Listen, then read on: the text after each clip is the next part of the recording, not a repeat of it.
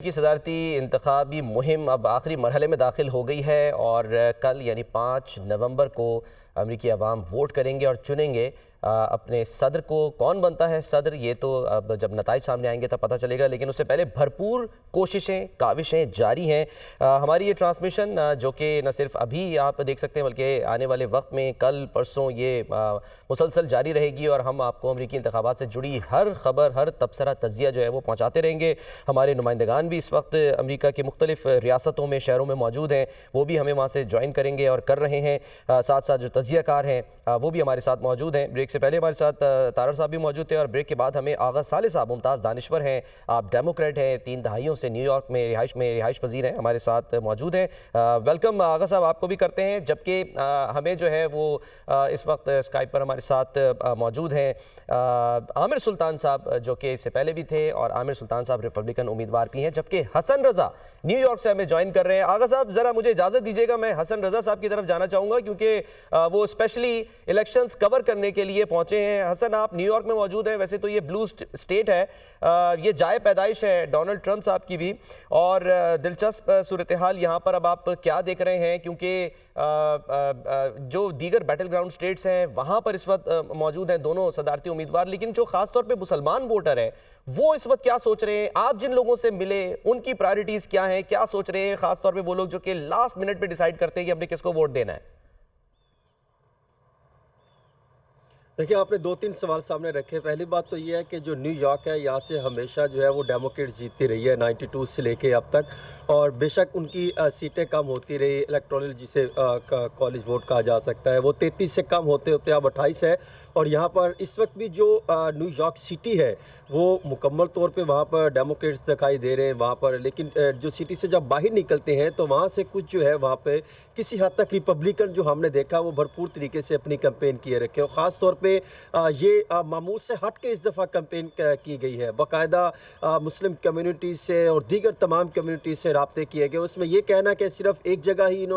इनको ये ख्याल था कि अगर ये स्टेट अगर डेमोक्रेटिक है तो रिपब्लिकन नहीं आ सकते, लेकिन रिपब्लिकन ने भी भरपूर तरीके से यहाँ पर कैंपेन की, चाहे उनको अंदाज़ा है कि यहाँ से किसी हद तक जो है वो डेमोक्रेट माजी से जीतती रही है और अभी अगर जीत जाए, लेकिन हम ये कुछ नहीं कहा जा सकता। और दूसरा, जो मुस्लिम कम्युनिटीज़ हैं वो अगर इस रियासत समेत दीगर रियासतों में भी अगर देखा जाए तो वो मुझे लगता है कि वो 2-3 डिवीज़न में हो चुके हैं।